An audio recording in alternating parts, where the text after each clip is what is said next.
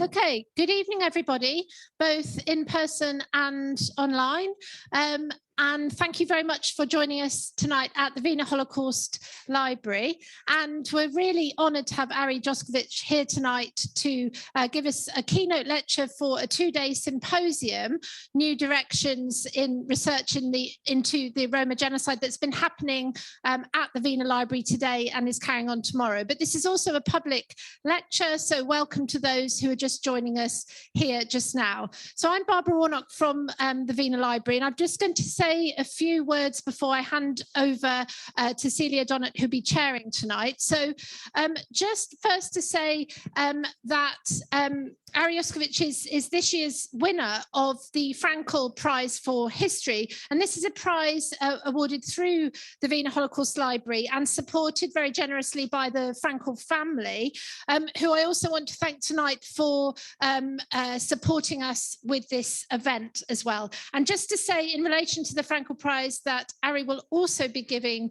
a talk in connection with that online on the 27th of September, so look out for that as well. And Ernst Fraenkel, whose family support the prize, was president of the Wiener Holocaust Library and also a child refugee who came to Britain on the Kinder transport as well.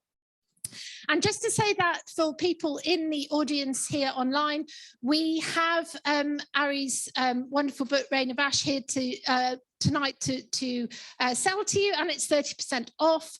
And I think I've got a discount code somewhere that I can give to people online as well. So I'll hopefully get that to you. To anyone that later on wants to join in and ask a question later on, just bear in mind that people online can't hear us unless we use the microphone. So just wait till the microphone gets to you. So I'm now very pleased to introduce Dr. Celia Donnett, who is Associate Professor at the University of Cambridge, and she is going to be chairing tonight's lecture and introducing our speakers. So Celia. Okay, hello everyone. It's a real pleasure to be chairing tonight's talk. It's not often that you have the honour to introduce a speaker and a book that is genuinely important. And I think the book we're going to discuss tonight really is. So Ari Joskowicz is Associate Professor of Jewish Studies at Vanderbilt University, where he is also Director of the university's Max Cade Centre for European and German Studies. He's the author of The Modernity of Others, Jewish Anti-Catholicism in Germany and France, which came out in 2014, and editor of Secularism in Question, Jews and Judaism in Modern Times, which came out in 2015. And of course, he is also the author of Reign of Ash, Roma, Jews and the Holocaust, which came out very recently. Ari, we're very much looking forward to your talk. Thank you for coming to speak to us tonight. Well first, thank you so much. Thank you, Celia. Thank you, Barbara, and thank you, Clara Dijkstra, as well, for organizing this talk and the conference that is connected with it. It's also a real pleasure to give this talk in the Wiener Library, an institution that is not just important for really the earliest institution documenting the Jewish Holocaust. It is actually also quite important in the attempts to make the Romani Holocausts known, perhaps first to scholars, but then eventually also to others, as you will see in this talk. So first, let me actually take you to a different location where the Romani Holocaust is made known, is being publicized. And that is the first permanent exhibition on the Romani Genocide, which was opened in 1997 in the city of Heidelberg. And I know several of you know this institution very well, since you're from Heidelberg, or from a center in Heidelberg as well. But when you enter that institution, you get to see a sign, which I translated here into English. And that sign says, "The genocide against the Sinti and Roma was executed with the same motive of racial hatred, with the same intention and the same will to systematically and definitively exterminate as the genocide against the Jews." This statement itself comes from a speech that the German president Roman Herzog gave at the site. It was also, you can also see it in the Auschwitz Museum, and it was suggested as an inscription on the monument in Berlin. That's now the monument to the murdered Sinti and Roma in Berlin. Now, if you take this quote, you can very easily see that the equivalent quote for the Jewish Holocaust is very hard to even conceive. That you would have that you would be welcomed in the Holocaust Museum in Washington, D.C., say, with the statement, the genocide against the Jews was executed with the same motive as the murder against the Roma. You would not have that at the Auschwitz Memorial, nor obviously at the Berlin Memorial for the Jews. You would not encounter a similar statement because there is a somewhat obvious asymmetry, it seems.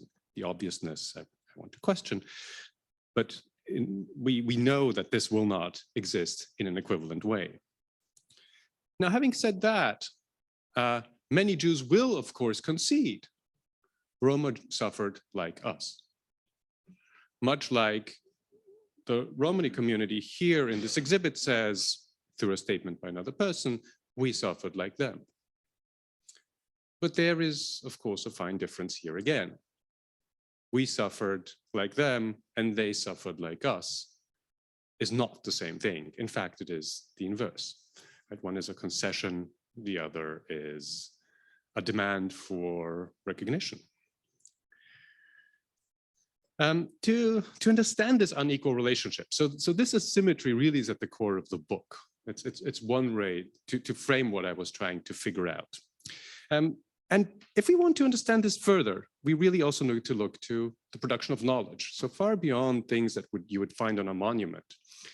If you wanted to find out something about the Romani Holocaust, you would go to institutions such as the Shoah Foundation, a very large video archive now at the University of Southern California, with over 50,000 interviews with Jewish survivors. And among them, you have 406 interviews with Romani survivors as well. Fairly small by comparison, but still the largest such accessible testimony archive on the Romani Holocaust. Which also, again, raises questions. What does it mean when one minority owns a large amount of the testimonies of another minority? Something similar actually happens if you go to most Holocaust archives, and I actually didn't test this recently here, but I presume it would be similar at the Wiener Library as it would be at Yad Vashem or the United States Holocaust Memorial Museum or similar institutions.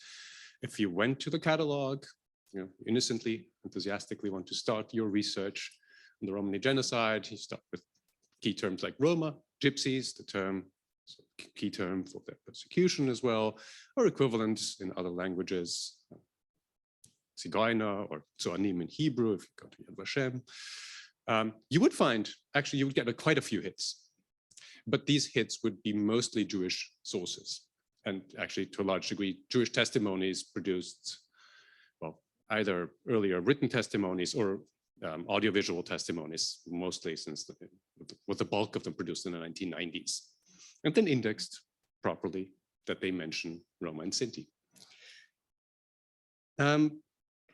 Now, when I make all these observations, there's something predictable that very often happens. And I don't know if this went on in your mind as well, which is a comparison.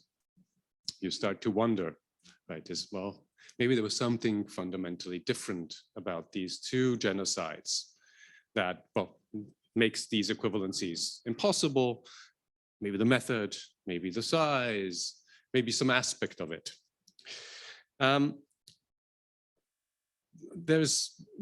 I think there's sort of, the question is very often, I think, is a common sense question, but what I want to suggest is that, well, like so many common sense things, it works with a lot of unquestioned assumptions.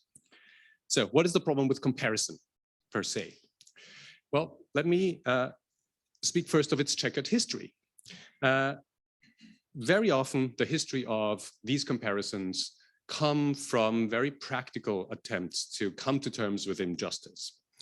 To give you one example, a German appeals court in 1952 made one such comparison. It had in front of them Romani deportees who were deported in May 1940 from West Germany to occupied Poland, and had to decide whether these people should get compensation. And what they did is they said, we are going to look at it using the comparison of our Jewish fellow citizens, which is also an interesting code that's very popular in Germany. So they're comparing it to their Jewish fellow citizens. And then they said, then they went through a list as far as they were concerned, not comparing concrete people at one time, but concrete people with very abstract notion of a Jewish Holocaust, saying, whereas Jewish families were torn apart mercilessly, the so-called gypsies stayed together, whereas all Jewish inmates of ghettos were shot, the Nazis did not do the same for gypsies. They even mentioned one ghetto, Shelze, which is where these claimants had been as well, and mentioned that people, the Roma, the Sinti in this case, interned there, so German Romanis interned there, had in fact gained more resources when the local Jews were murdered. And then in light of these differences said, well, these people should not get any compensation. It did not, of course, consider that Jewish families were, of course, torn apart as well, famously, in fact, at the ramp, but also earlier. It did not consider that, of course, also Jews were first targeted according to criteria of age, ability to work, various status questions from citizenship to other questions.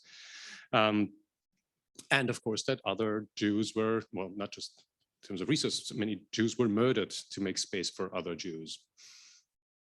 So again, there was a very abstract notion of the Jewish Holocaust being compared here.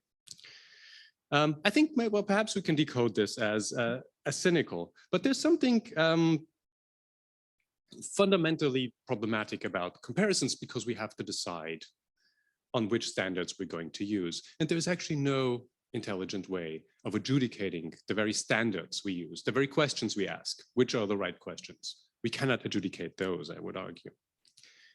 In fact, what we tend to do is we just reproduce injustices of the past very often through the particular type of comparative questions that we ask. So, well, I'm suggesting here comparisons don't work. What is my solution here? What am I offering if I say these hierarchies that end up emerging from comparisons are not useful? My answer, and that's the answer I give in this book, is a relational history. It is really about the relationship between these two groups that shapes how we speak about both groups and how we understand both groups. Very often, people who do comparative history will also argue, like, before you can relate anything, you need to compare first. You have to know that there are Roma and that there are Jews. There are distinct objects you're comparing first, and then you can say these people have a relationship. I'm arguing that the opposite is true as well. You can't actually compare two groups with each other unless you first clarified how the way we know about each group is already filtered through the experiences of the other group. And it's this filtering that I really want to show you tonight. So let me go to the beginning then. And for me, the beginning is the Nazi era. Jews and Roma have, well, had longer relationships, of course. They are a highly diverse population with extremely diverse experiences across the continent. But it's really during the Nazi era that I would say that these relations get put to a test and get framed in the way that I introduced earlier. This we suffered like them and they suffered like us. This comparative framework really emerges in the Holocaust. So if we go to the earliest period, and I'll distinguish really between two periods and their relationship here. And if we look at the earliest period, basically from the time the Nazis come to power to the beginning of the war, so 33 to 39, I would say the general sense is one of difference between the victims. We have very few Romani sources from the time, and in this case, one does need to find the sources from the time because memories filtered through what happens later change perceptions of what you were suspecting might happen already. So here I have many more Jewish sources, and these Jewish sources show very clearly that there is no sense that there is a shared threat here on the Jewish side. If anything, I also have lectures from Jews who highlight, well, at least we're not hated the way so-called gypsies are hated. Or at least we're not despised like them. We're properly hated, like a political enemy. We're not despised. So if you read Jewish sources, you would never know that Roma faced, or Sinti and Roma in Germany, so the nomenclature generally used in Germany for the two main groups, Romani groups there, that these German Sinti and Roma were actually facing internment systematically before Jews were facing internment, starting very early in 1935, but then mostly in 1936 in cities like Berlin, Frankfurt, Düsseldorf, Essen, Dortmund, Gelsenkirchen.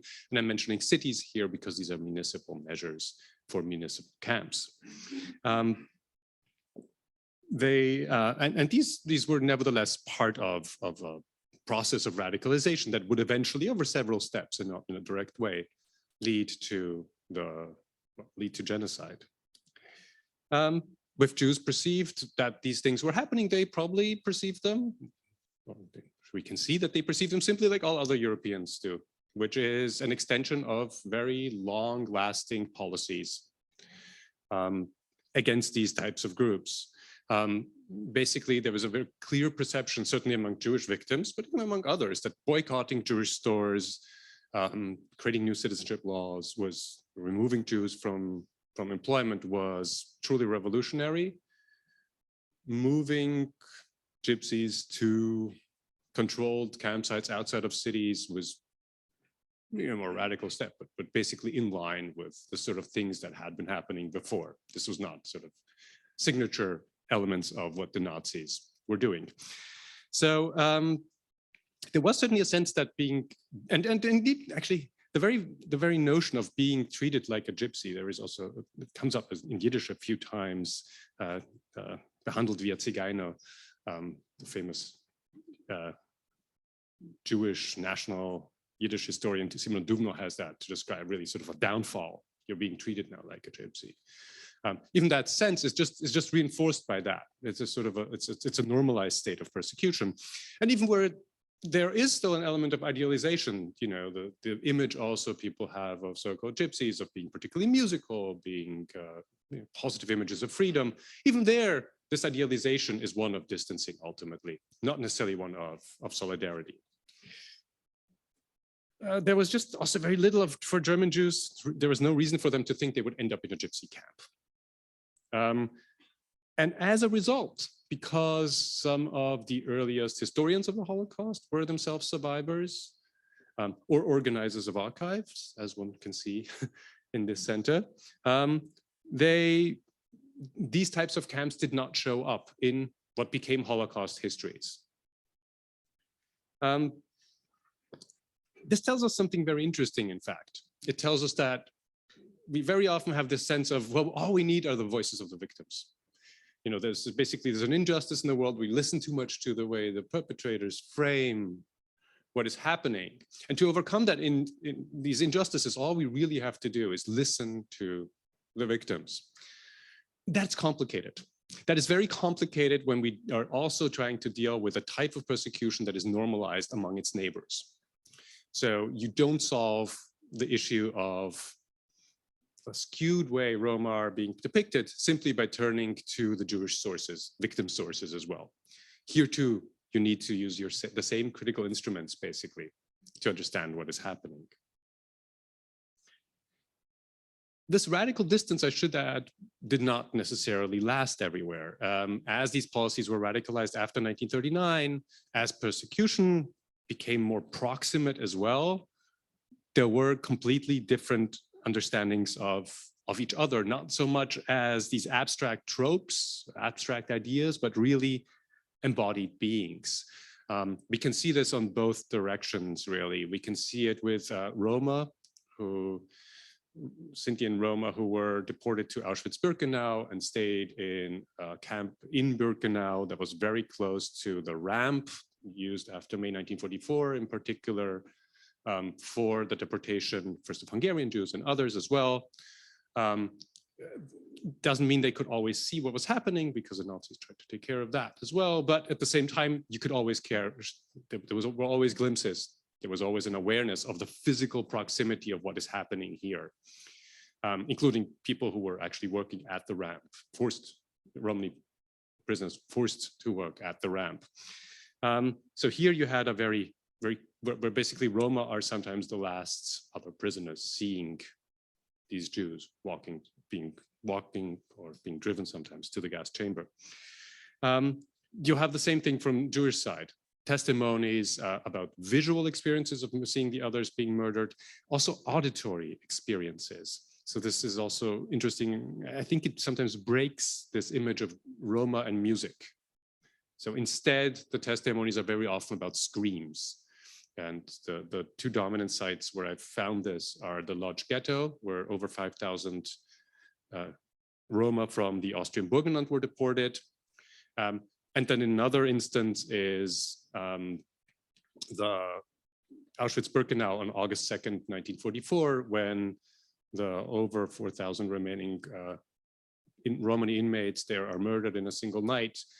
Jews report the screams, basically screams of resistance, and many Jewish survivors describe that actually as the worst night of Auschwitz-Birkenau, and it will remain one of those. They will actually speak. This is one of the challenges if you actually find the index term gypsy camp Auschwitz in a Jewish testimony. Sometimes it is after people have been murdered, because that camp will forever be known basically as the gypsy camp, even after that moment. So these interactions really left indelible marks on both victims, Jewish victims and Romani victims. They were visual, they were sometimes auditory, they were olfactory, smelling the demise of the other, and they were sometimes tactile, burying the other, in fact, or dealing with their property. One challenge here is that these testimonies to create solidarity, what they don't necessarily create is knowledge of each other as living beings. That interaction, well, that comes from actual interactions with each other, where living people are speaking to each other, and these things happen as well. However, whenever that happens, things get more complicated because of the situation where these things are happening. Sometimes you do get friendships, true friendships developing in these situations. We also have testimonies of one group hiding the other group that I should mention that are actually important. The more dominant story that remains also in testimony, however, is one of not just competition, but hierarchical use and abuse of power over each other. And the place where that has the longest lasting memory here is actually, again, Auschwitz-Birkenau, because for a period of between 2 days and 2 weeks, depending on the testimony, there were northern Transylvanian Jews, so a part that was then taken over by Hungary, who were deported to Auschwitz-Birkenau and moved to that so-called gypsy camp, where German Romanis, German Sinti were their capos. And it's the memory of the maltreatment of these capos that really sticks with a lot of prisoners. And the most famous of these prisoners is Elie Wiesel.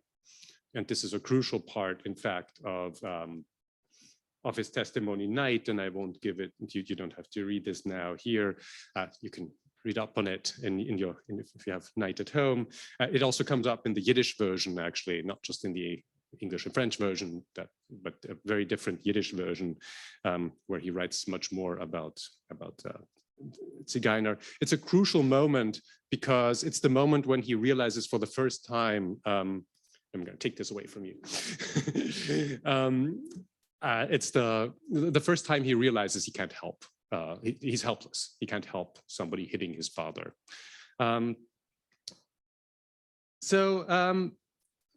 I should say this is not a representative. This is the memory that sticks most, which doesn't mean it's the most representative. Actually, it's much more common for Jews to be in charge of Roma, for the simple reason that many Roma are deported to spaces that were originally made for Jews, and it was simply pragmatic and practical to use Jews. For example, in Lodz, to create the barrier between the ghetto, to have Jews basically deal with Roma in some form. So what can we what can we see here? What can we learn from these interactions? Well, first of all, what we can already see is that it makes no sense to think about the relations between Jews and Roma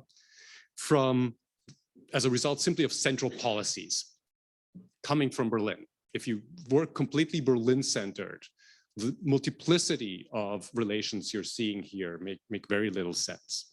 So what we need is really look at this in a decentralized way. Grand comparisons don't really work. Second, there's this strange inverse relationship between knowledge and solidarity. You have a lot of Jews who will express solidarity after the war, based sometimes on experiences that they will recount of proximate suffering, not necessarily with each other, more next to each other. But that doesn't mean knowledge. They know basically, you know, they might still say the most bizarre things in testimonies about the languages other people speak and etc. Whereas knowledge is there on, well, some form of knowledge of interactions is there, but it doesn't necessarily lead to solidarity. And then third, yes, Jews and Roma suffered mostly next to each other, and that means if we want to write their history of them being entangled, it's actually to some degree less out of the history of persecution than the attempt to overcome it. It is the task, it's the quest for justice that will bring Jews and Roma together in new ways. So let me turn to that post-war attempt now, and let me do it with an interesting example of a text of a source. And this was one of the things that, you know, you find the source and you're just puzzled. So this is in the Jewish Community Archive of Vienna. It's a document. It's a document that lies next to lists. It's a whole lot of lists that, as I now know, was created by not technically the Jewish community, but an association founded by it to help survivors, but consisting only of Jewish functionaries. So closely connected, overlapping with the Jewish community. And there are tons of lists there. There's a list of children of school age who had been in concentration camps, stateless Jews who had benefited from United States food distribution campaigns, and prisoners who spent between 3 and 3.5 years in concentration camps. And I also looked long at these lists because on the last list is my grandmother. So I was, and it's so, you know, there's a physical proximity that I have to, or a relational proximity that I have to these lists. And then among these lists, basically all of Jews, is this list of the gypsies registered with us. And it's a list of 33 names, most of which I anonymized here, unless I'm certain they are dead, who registered with a Jewish communal survivor organization. Among them are two people here, on the very top.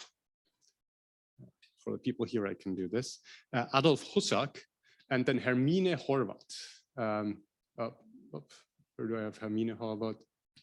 Oh, I guess she says Anna Hermine Husak here.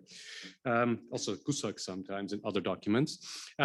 They are among the older people in this couple, and they actually became a couple. So there are two families really that came together here. I know a bit more about them if you want to get a sense of who's on, what type of people are on this list. They were all camp survivors, in fact.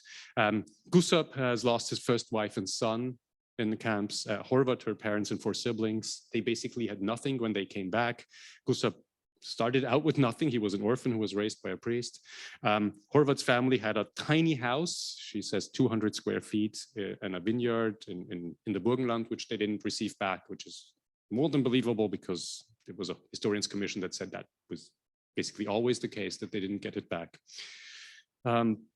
They ended up in Lower Austria in the Soviet occupation zone right after the war. Then they made their way to Vienna and registered in the summer of 1946.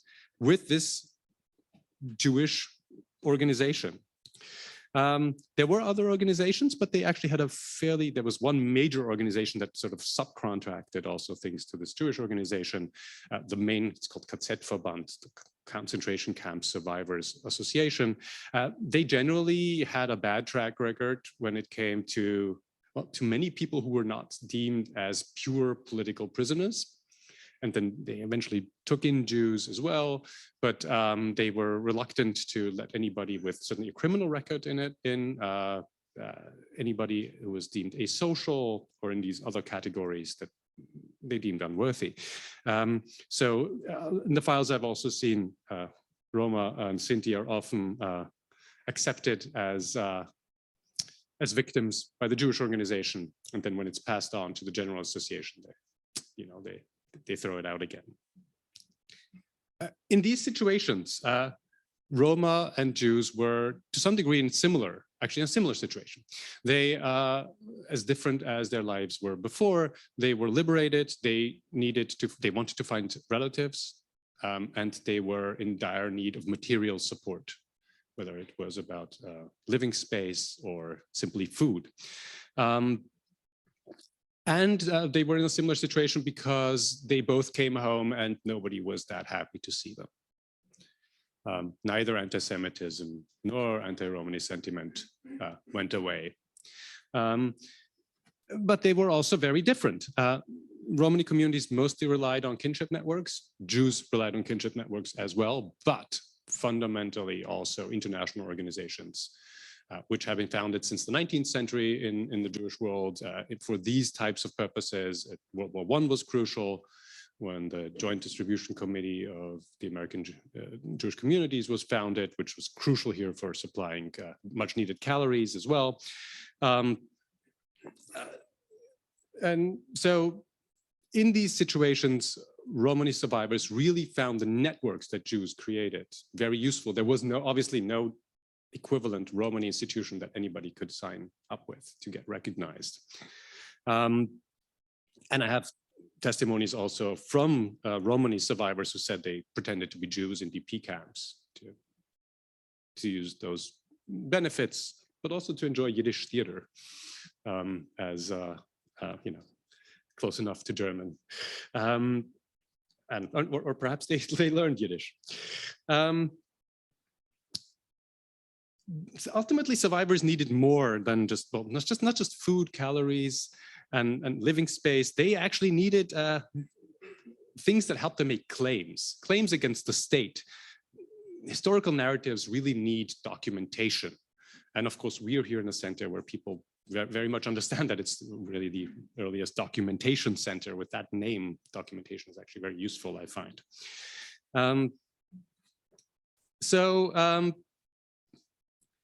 What did Roma have to document what happened to them? And here, I want to give you an example of a book that, however, was never written. So I can't show you the image of the book. It's a book that was supposed to be written by a man who was actually crucial for writing the first really, it's a solid and popular book, I mean, in the better sense of the word, popular book about the Holocaust, Gerald Reitlinger, whose The Final Solution was published in 1953, and it remained a standard work. If you look at what prosecutors in Germany were using, handing to each other when they wanted to understand what was happening, that was one of the few books they were really passing around. Reitlinger wrote a book in 1953 that's very early on the Jewish Holocaust. And how did he do that? Well, he could rely on some documentary sources. He could rely on the Nuremberg trials, which produced a good amount of published documentation. And he found a very useful institution that would help him. That's the Wiener Library. And this institution is also full of librarians telling him that he really has to return his books, which were delivered to him to his estate and not regularly returned, apparently.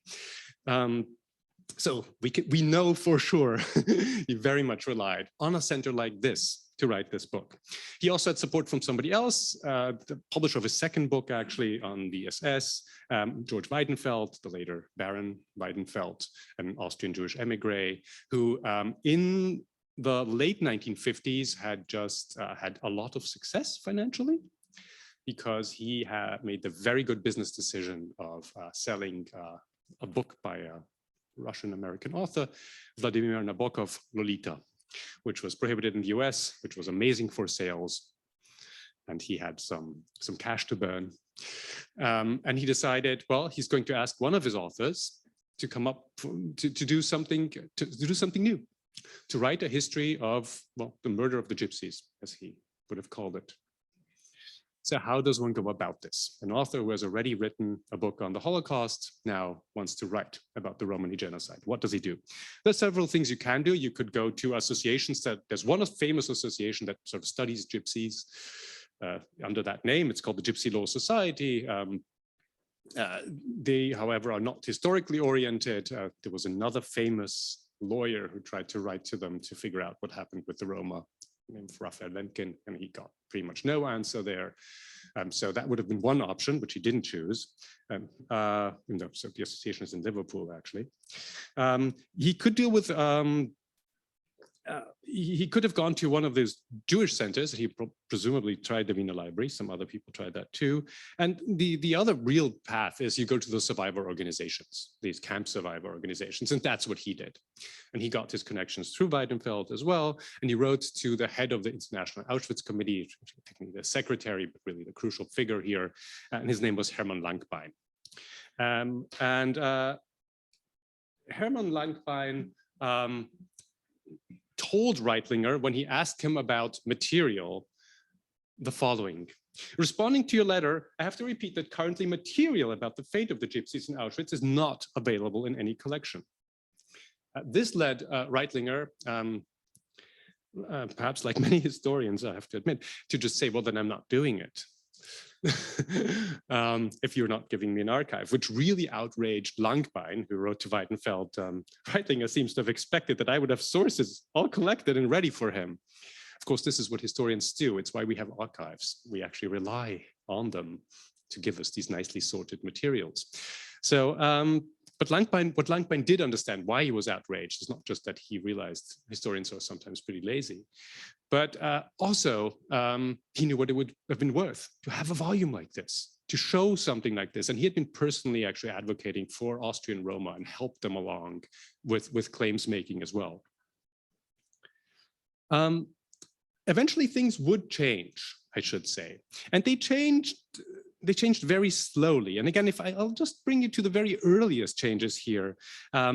The earliest institutions to collect testimonies. And here again, and you can see why I said this is a good place to give this lecture, the Wiener Library is actually crucial.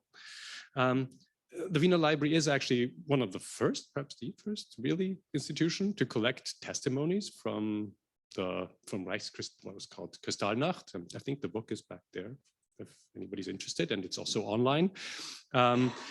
So they had a history of collecting testimonies when very few people did. Certainly testimonies of victims. Actually, people were always interested in perpetrators, less in victims.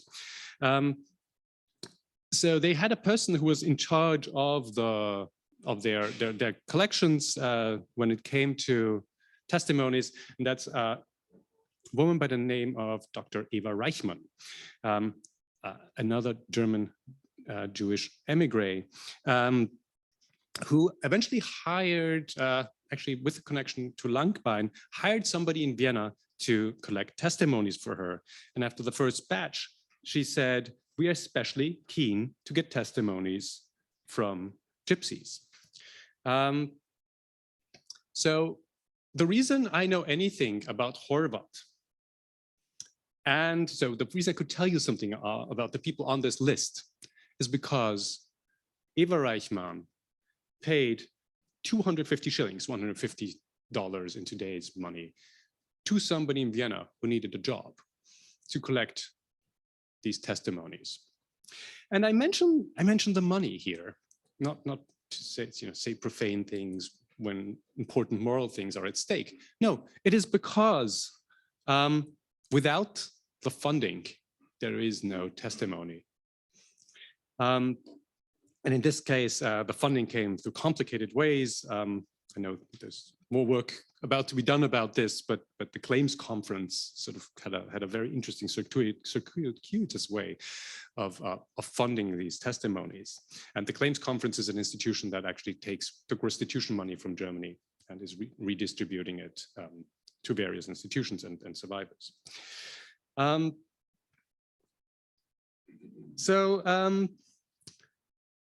Many institutions would start along this path. Many individuals would start along this path. And I should say that generally the interesting thing is that the people who would start this work tended to be survivors, Jewish survivors of the Holocaust, writing mostly for other Jewish survivors.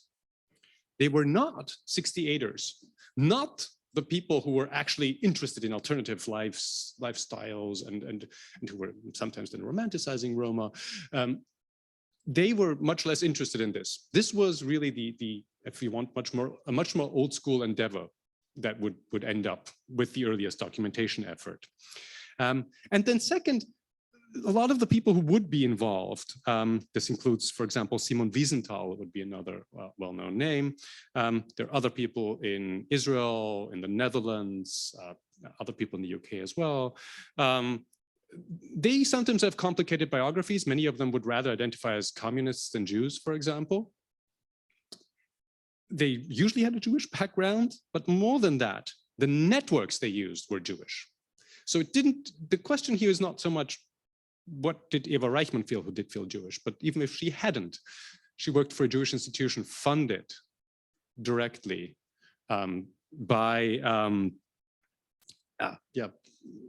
money meant to document the Jewish Holocaust in networks of mostly Jewish survivors who were sending each other material as well. So it's also the networks of friendships that would be crucial here. And eventually the first real work of Romani history, that is, or Romani Holocaust history, sort of, if you want, the equivalent to Reitlinger, mixed quality, but really an achievement, was in 1972, a volume entitled The Destiny of Europe's Gypsies, written by Donald Kenrick and Graham Puxton. And this too happened with support of the Wiener Library, which now has actually also in its archive has all the material on how the book was written. So what you can see here is how crucial these Jewish organizations are.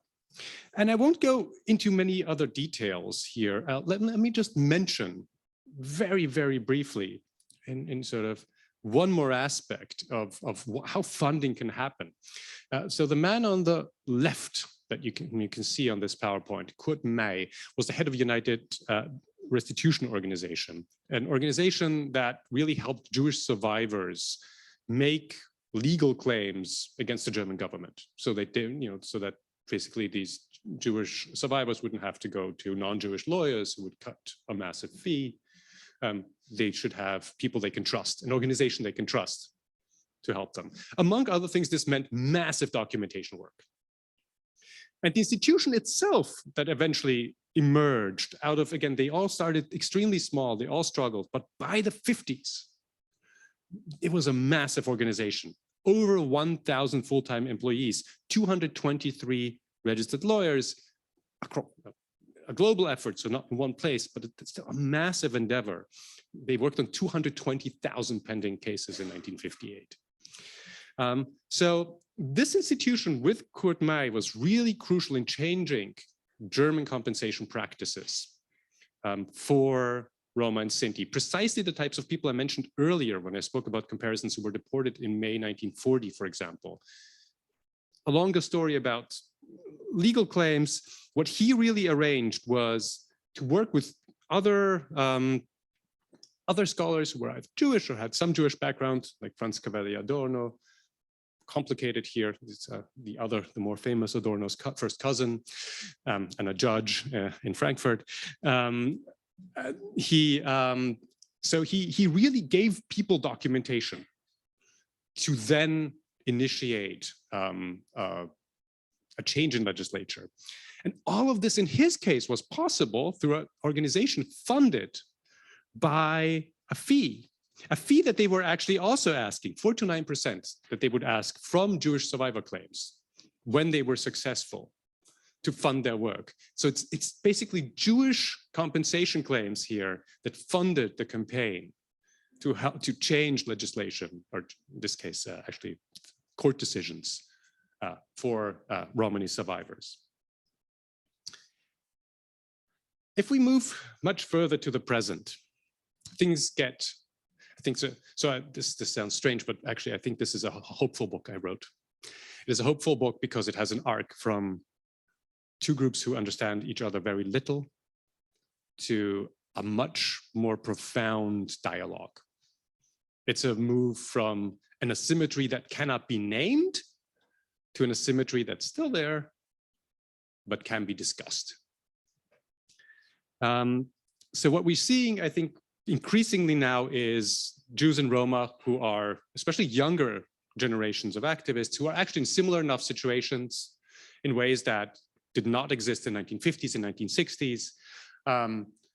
So these are examples from student organizations and students. So basically people who enter their professional life through NGO work, very often through underpaid project work, very similar ways. They meet in, meet and greets at, internships that are, again, unpaid. The sort of, it's basically similar enough situations, but also this world of social media where reciprocity is so obvious. So here's a case where you have a Romani student organization, Terripe, the largest of those, who a year after a terror attack in the German city of Halle against a synagogue, basically posts as a commemorative post for this in solidarity with Jews. And then very shortly later, the Jewish students of Germany light a Hanukkah candle. So for a human rights cause, and one of them is for, and this is the gender neutral word in German, Romani and Sintice, so Roma and Sinti, so again in solidarity. What we're also seeing in all of this, I would say, is a bit of an inversion, and this is where I sort of conclude in a present that I think is a bit unclear, because it seemed so obvious for a very long time, and particularly in a German context, that who says we suffered like them and you suffered like us. In current debates, including in the UK, I would think, when people speak about Jews and in the US, especially whiteness, the question that often comes up is sort of questions of privilege, whether these questions are fair or not. They are the questions. Whereas Roma are associated with, well, for very good reasons, the continuously profoundly oppressed. So what I think we're also seeing is an inversion a bit, where these new alliances, in part, are the result of Jewish organizations actually claiming to some degree we are suffering like that, not in the past tense, but in the present tense, saying, no, we are still suffering like them. And Roma say, no, yeah, that's okay. You suffer, you are suffering like us. So a different kind of reciprocity that is emerging. Now, I don't want to leave you the impression that this is cynical. I think these things are always both pragmatic and heartfelt. And I've seen that in interviews with a lot of activists. Pragmatic alignments help people invest in these particular ways. It doesn't invent it necessarily. So what is my message? I think it's a hopeful one. It's that the sort of conversation we're having here is a result, basically, already of something that has massively changed. I don't think I could have written my book 20 years ago. I don't think I would have given this talk 20 years ago, frankly, 30 years ago. I think it reflects a changing debate, a changing reality of both Roma and Sinti, and a dialogue they are already having. And it is, well, perhaps also a call. So there's where we already are. It is also a continuous call for Jewish institutions to think about how the histories of other groups are already woven into their history, into their collections, into their efforts, and what that means about the responsible use of their material. And perhaps just a very last sentence, it's an opportunity to rethink much more broadly how we want to think about unequal alliances, when really there are no other alliances to be had. Thanks.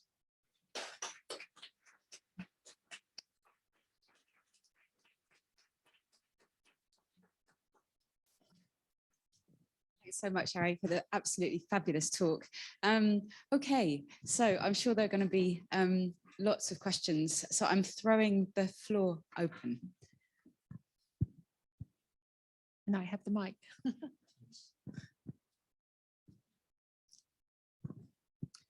Thank you so much, Ari, for this fascinating talk. At a few moments, you mentioned moments related to music or theater where there might be an opportunity for cultural exchange, associations of Roma with music. It might be complicated in the context of the Holocaust. Yiddish theater in the DP camps with a diverse audience. Yeah. I was also reminded of the Other Europeans project, which came from Yiddish Summer Weimar around 2010. And there were 7 Lotari musicians and 7 klezmer musicians who performed together. And there's a documentary that's sort of showing some of the interplay between the musical styles. So I was just sort of curious, in addition to some of the ways in which the documentation and maybe humanitarian aid happened through these combined networks, how much there was also this commingled cultural aspect that might have continued or been a change from these sort of moments of interplay that happened prior to the war. Yeah. So I think I have a certain complicated relationship to this, because the starting point of precisely because it's a common starting point to think about the music, and I think there is something to it. So if you talk to some of the klezmer revival people, they will mention that they asked Romani musicians who played with Jewish musicians, in fact, to get to the tunes. So there are areas where there are overlaps. So service music, music played on weddings, etc. Actually, the oldest print somebody sent me was, I think, from the early 18th century. Attempts to make. I think it's actually a Slovak painting from the Habsburg monarchy, trying to enlist soldiers, getting the peasants to enlist basically by having either Jews or Roma play music. So there is something there. My impression was that it overstates a relationship if we focus on these. For 2 reasons. I didn't see the overlap. I mean, geographically, one thing I should talk about is also geography. So for the post-war period, Jews and Roma don't overlap geographically a whole lot. Mainly because Jews moved from the Cold War east to the Cold War west when they could, those who survived.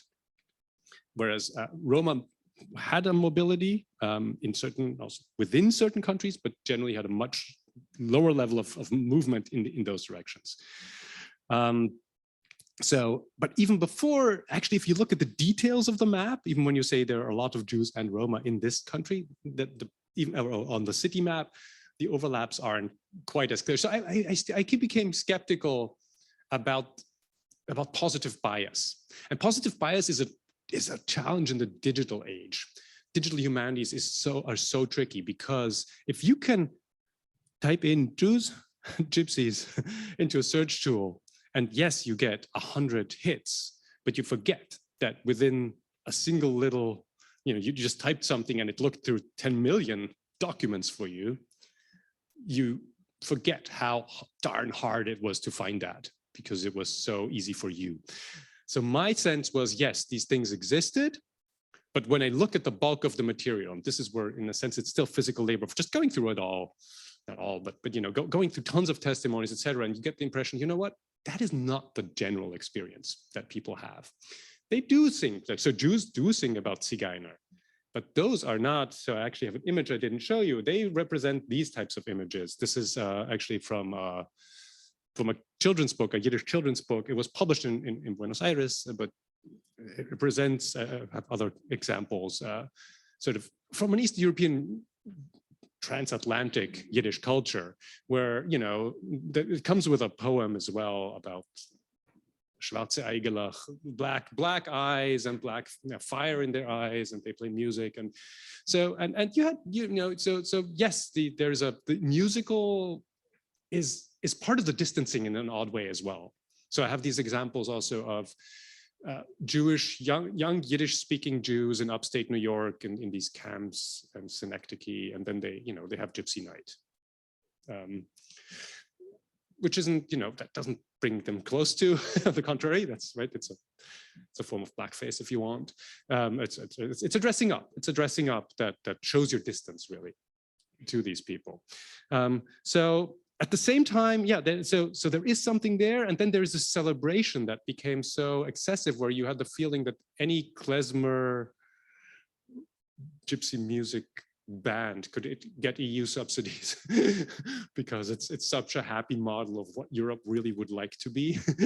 It doesn't mean so, which again sounds too cynical for people who are actually very invested in this and are wonderful musicians who are doing it. I think for me, it was the big picture where I felt music is not necessarily just the connecting level. It is exoticizing as well, mutually exoticizing perhaps, and complicated.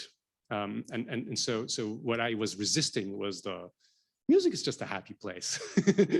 It's where everybody just dances together, which I felt does not reflect the reality of the 20th century in a way, which is, so that's the long version basically of why I sort of was aware of it and decided I feel I don't want to go there, but I can also see others going, I should say.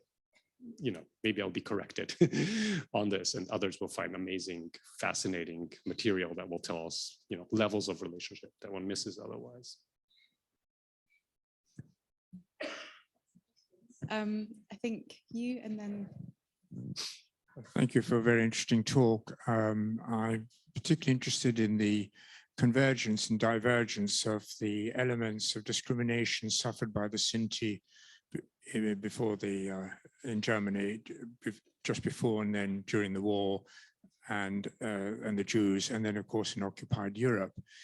But it is, and then afterwards you were talking about the solidarity that's been expressed by younger generation of Sinti and Jews in sort of mutually supporting each other, which is wonderful, of course.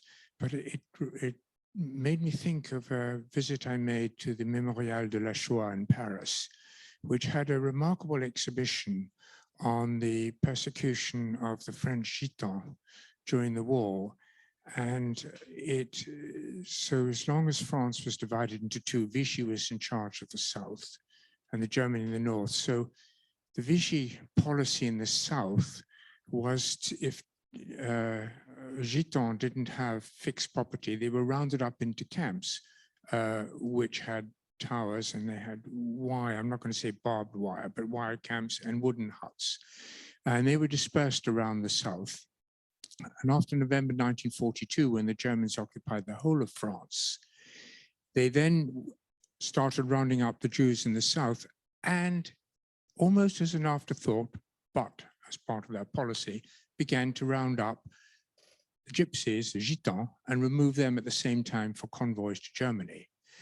But what is so remarkable is that the last camp to close in the south was in July 1946, 1 year and 3 months after the end of the war. So this was tolerated by the de Gaulle's liberation government, tolerated by the French. And I discovered this in the Mémorial de la Shoah through a Jewish reflection on the situation of the Gitans in France. Yes, so thank you for all the elements of that comment and question. I think it is really typical to discover these things in precisely these types of institutions. And I also noticed that the Memorial in the bookshop, it's if you're looking for actually books on the Romani genocide, you'd go to a Jewish memorial if you want to find it. What it underlines is really that one of the big differences between the persecution of Jews in Roma is the continuity. Why Jews perceived this normalization of policies. And France is really an excellent example. So the category they use is a nomad or nomade, established in 1912. This is really the republic after the Dreyfus affair at its height, right? This is the assertive republic that is now cleaning up and creating this category. These are measures that, you know, basically the documentation is already in place, everything is in place. The institution that will be responsible in the French system is the préfecture. They are, you know, these are the people they're interacting with, right? These Romani prisoners are not seeing, there's no black boots around there. This is these are French forces. And indeed, so they will have various policies. So first internment, actually, World War I has sort of bouts of internment already. And then they will continue. And yes, there's incredible multiplicity of types of camps, etc. So it's the diversity that is very confusing to Jewish historians. It's the continuity that is confusing. But then, of course, the question is, well, isn't the continuity something we want to understand? Right? The fact that the interviews also that all these organizations conducted, whether originally in writing or then these audiovisual ones that are now much more popular, people stop reading, right? If you just see the interviews, they're based on this assumption, right? You had rights before. Most people also say we had a good life, whether that's true, depends. You know, usually people were younger when usually people remember things being good, whatever society was like, but they certainly technically had rights. And then there's this period of losing your rights, fundamentally losing your rights, and then there's a period of when you're liberated. And again, this is not happy. We know now that this is an incredibly complicated and painful process, but the basic narrative is there. You don't have what you have with Roma, where I can see it even in the attempt so this continuity of the same people really being in charge. And you can even see it in the effort to overcome injustice. So these are some of the first things I really worked on and noticed is, if you look at the trials, to actually bring to justice these people who were involved in the murder of Roma on some level. And then you have Roma who testify. It's the criminal police who will pick them up. And the prosecutor will ask the criminal police, who are still in charge of monitoring these people, to please testify. And when they go to a place, the first person they will ask on whom they should interview is the local gypsy expert in the police headquarters. That's not how it works to interview Jews. They don't go to the Jew expert to find Jewish survivors so they can have, you know, somebody testify under oath against the Nazi perpetrator. That's not how it works. It's everywhere, basically. Even in the attempts to, never mind rejecting compensation, right? States have interests in just denying claims. You can speak of cynical elements here. No, these are usually well-meaning prosecutors, but where should they go? Well, you write to another, that's what states do, right? You write to another state institution. You want to know where the person lives, you write to the registry address. You write to, you know, you ask another institution of the state for help. So you ask a gypsy expert. It's just, they're simply still there in the 50s, 60s. And these things happen across Europe. So yes, I think it means that, which is why Holocaust studies would also gain so much by thinking more often about these two racially persecuted groups together. And of course, there are other victim groups who are crucial and who can tell us a whole lot as well. About the way the Nazi regime works, exclusion works, etc. But I think there's something very obvious to be gained from these two groups that are racially persecuted as families, really, and that constitute themselves ethnically also as memory groups that commemorate in similar enough ways as families, right? As unlike people who are disabled or homosexuals, say, right, where you have a different type of, you don't have an ethnicization, you don't have a national memory of it. You have new families and new forms of commemorating, but here the similarities is just very, very tangible, I would say. Okay, thank you. Next, and then Alex. Yeah, thank you so much. I actually have quite a few questions, but I think I'll only, maybe just one or one and a half. So, I mean, you touched upon the time like before 1933, and I mean, your book is called Roma, Jews and the Holocaust, but maybe you can elaborate on like the relationship before 1933. And also, this is maybe a thought that's not quite clear, and I don't know how to put it into like proper words, but would you say the relationship is kind of like a forced relationship, or were there moments of relationship of choice? And yeah, because they were, both groups were kind of like put in a particular position, and I always felt like they had to yeah, act because of those situations, and this is why the history of relationship kind of like came upon. So maybe you can say something about that. Thank you. Yeah, two very difficult questions. Pre-1933, you know, when I started this book, I wrote my first book on the, actually starting in the Enlightenment. So I had the unfortunate tendency to try to go earlier and earlier. So I actually collected, you know, actually looked through the Hansard, for example. I tried to figure out how often Jews, that's a British parliamentary record, how often Jews and Gypsies are actually mentioned together beyond the claim that they are, you know, both excluded. I tried to look at the so-called police regulations from the early modern era, which again have nice indexing and compilations, and realized again, so mostly I realized they are separate. This is the persecution side of things. So I started this, but it is incredibly diverse. I mean, what one thing Hitler's Europe does, even though there are different regimes, and people who sit in this room who work on different places obviously know that, but it's not just the Nazis, also it's their allied regimes as well, and there is certainly some diversity, but close enough, I would say, in the configuration it creates. I mean, in some places, independent state of Croatia, say, Serbs would be added. I mean, it's not all, right? The pantheon of victim groups is not always the exact same. But Jews and Roma come together in what you say is a forced relationship, ultimately. So there I thought I could, you know, I could generalize with sufficient confidence that I'm not doing violence, not just to the evidence, but also to the conclusions. Once I started going earlier, I mean, I saw evidence of certainly Jews who were crucial as traders. I mean, again, the question is always in the detail of what does a relationship really mean? To what degree does functionally knowing each other? So I also did I didn't systematically interview survivors. I was much more interested in interviewing interviewers, but when people volunteered, I said, sure, why don't we do this?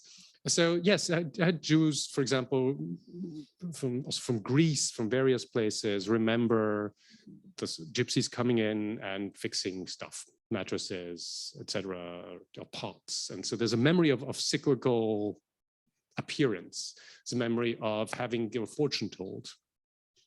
I know from Romani, the Romani side, Roma who worked in places like Izmir, in Jewish households. So a good number of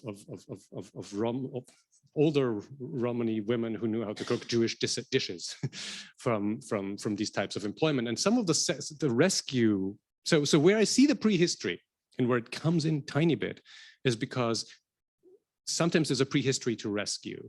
And very often it's a form of employment, of proximity. It still might be the nicer employment. There's still be, so there's a memory basically, whether it's on the Romani side or the Jewish side, basically, they were nicer than the whatever other peasants in Yugoslavia, Czechoslovakia. They at least took us into their house and they, let us eat with them, something of the sort. So they had something positive to say, but ultimately, of course, it's a relationship one side can end and not the other. I mean, one side is paying and the other is not.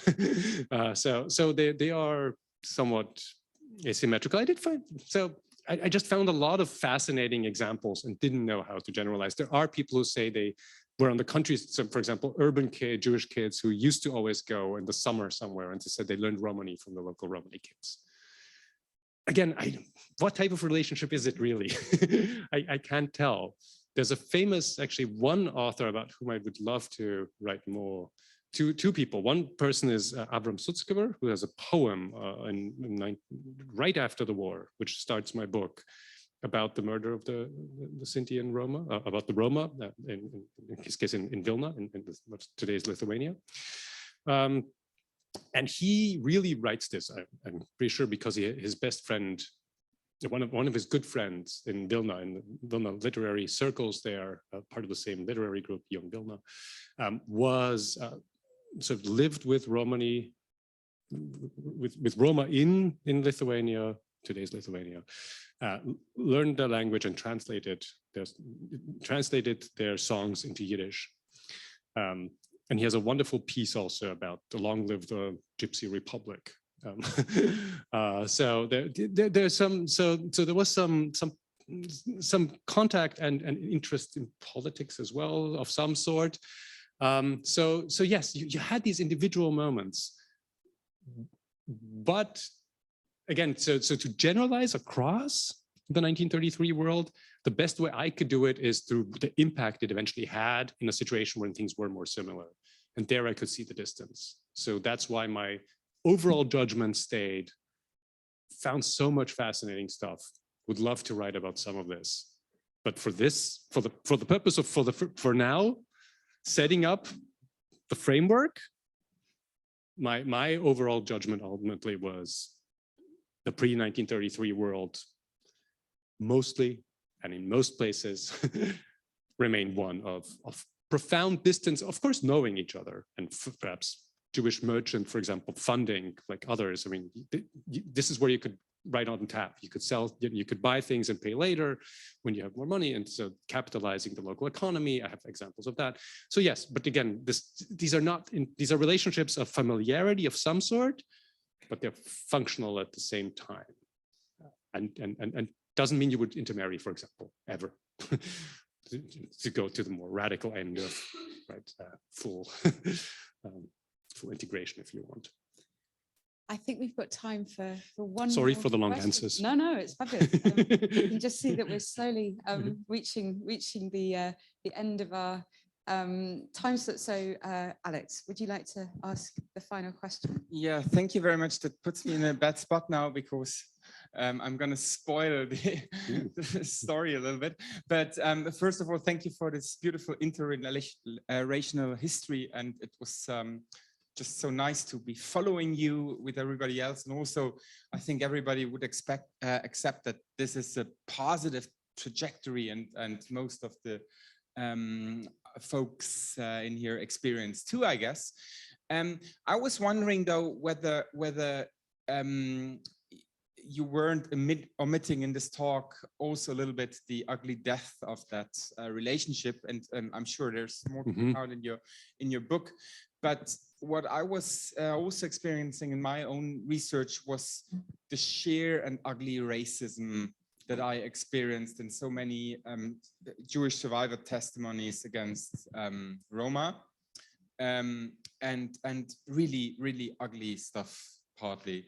And I, of course, researched Southeastern Europe, and that's maybe where this story becomes a bit denser than in the more Central European stories where the groups are more apart.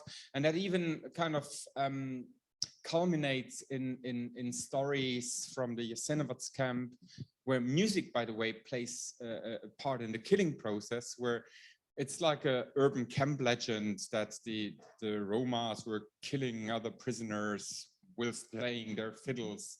And that always accompanied by pretty ugly racist stuff. So just a question. Yeah, absolutely. So how much of that? So I have enough, and I have some darkness. I did not include Jasenovac, and I had a student who worked a lot on actually testimonies from Serbia, but I only used a few here or there. Just I mean, one needs help also, I should say, for such a project. And I'm grateful that I was able to get, but I didn't with the full knowledge that there is much more to be written about the whole region. So both independent state of Croatia, and also occupied Serbia, etc. But what you describe as a form is certainly something I absolutely encountered. Of course, it's mutual. So the challenge here is that Jewish prejudices against Roma are actually non-remarkable. I don't think there's anything specific about, I don't think Jews have any particular additional prejudice. I think they share their environment's prejudice against Roma. And I should say Roma share anti-Semitic prejudices of their environment. So the challenge here is that something about how the outlook of the other, I mean, there's some twists here or there, but what is so, and this was also when I wrote about Jewish anti-Catholicism, it's just remarkable what it does to the relationship that it's there. Actually, is, I mean, they are unremarkable Europeans both in that respect. So the Romani stereotype would be Jewish power. And you can see it in the interaction as well. You can see it interactions with a lot of interviewers. It's often, you know, hilarious miscommunication that happens there. I described one element, one of these earliest interviews, which was conducted in 1991, that is a whole series of interviews for the Fortune of Archive, where this Canadian, so she was actually originally also had to flee as a German Jew, a Viennese Jew originally, but she became a Canadian sociologist, went to Germany and conduct these interviews and highlighted I'm Jewish, and that would open the door for her. And eventually there's so many moments there where they're just basically telling her, look, you have the connections, right? And why don't you do this and that? And she is complete, you know, to tell the president to please fix this or that. And she, you know, she was a prison activist, and she's trying to do the whole nice, you know, you need to do the self-empowerment thing, you know. They're like, no, but could you just, you know, can we just use your power? So it just creates very natural, I mean, yes, so these shared prejudices are there. The reason they matter more on the Jewish side is simply because of the power asymmetry. So nothing is unique about what Jews think about Roma. What is so unique is that we've turned precisely to these Jewish sources to understand everything about the Holocaust from below, when we don't want to look at the Nazi sources, and that's what doesn't work. So once you realize that, you can start using these sources, but you can read them differently. Then you know you can't read for what happened to the Roma through these tons of Jewish sources, and all these, and these were also the why we have these sources are so well-meaning, right? There's this sense since the 1980s, there's a forgotten genocide. You're supposed to research this. Now, you know, now these were all volunteer, you know, half the interviews, majority of interviews come from volunteers who are training for a day. They go out, they're aware of these things loosely, and they're, so you know, they now ask and feel innocence and usually unaware of what they're asking, sort of, you know. So did you see Roma, and, you know, tell us something about that. And that's how we get all this material. It's just, it's this whole relationship and the institutions really that make it so important to think about the prejudice. But again, I want to really highlight, there's nothing, I don't believe it's unique in either direction. Thank you so much. I think maybe we'll leave it there on the note of not being unique, which fits very well with the rest of your talk. So will you join me in thanking Ari for his wonderful lecture? Thank you.